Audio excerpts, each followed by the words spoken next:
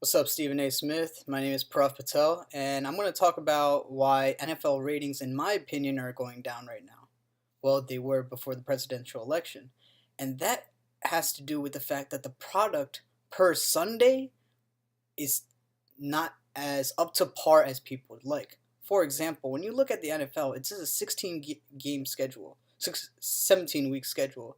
And the thing is, every week the NFL has to ensure that on Sundays they provide the audience with the best matchups possible.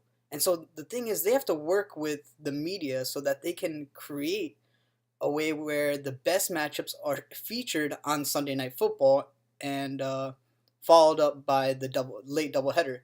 Almost every week, if you look at it statistically, every week has the highest rating goes to the late doubleheader, and then every week it drops off for the Sunday Night Football. In week two, this does not hold true. And in week two, something interesting happens. You have the Green Bay Packers going against the Vikings on Sunday Night Football.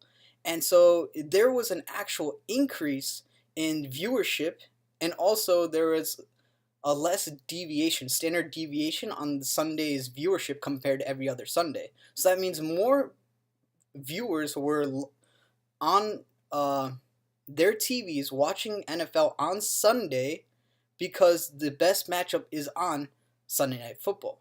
And so the NFL has to create a system where they force the media to try to adapt to what the audience wants to see.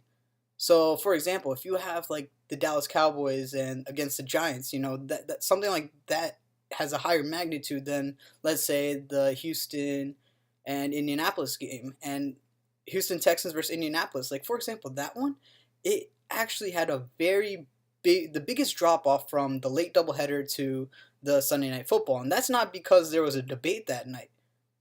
That's because it was just no one wanted to see it. And the thing is, when you start putting these products out on primetime television, you're going to actually hurt your brand that way because no one wants to see it.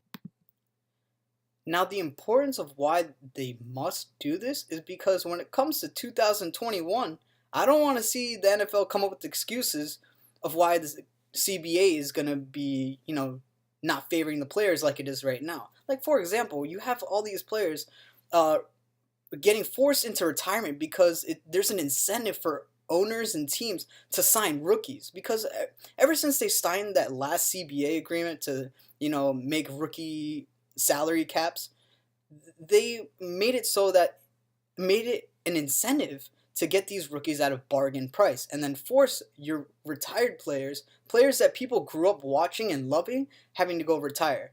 When you see players like Calvin Johnson or something, I'm not saying that's because that was his personal choice, but the thing is, financial issues go into factor for a lot of people's retirements, a lot of players' retirements, and it's something that needs to be addressed, and the NFL needs to have a way where they can favor elderly, like our veterans in the NFL.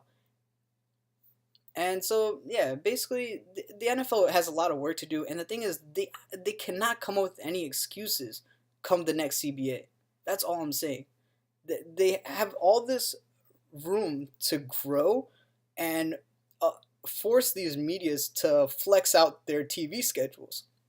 Like in the next upcoming, like in the Thanksgiving week, I think they flexed out a couple games prior to the season opening, and it's like between the Patriots and the Panthers game, they flex it out or something like that.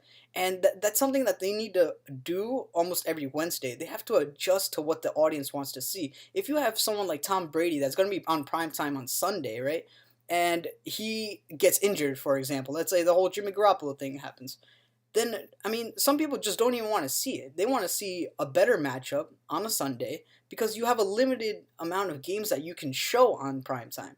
So what I'm saying is you need to keep giving everyone playoff like matchups, marquee matchups, and provide it to the audience. So hopefully the NFL addresses that, and hopefully the players don't get screwed over the next CBA. That's all.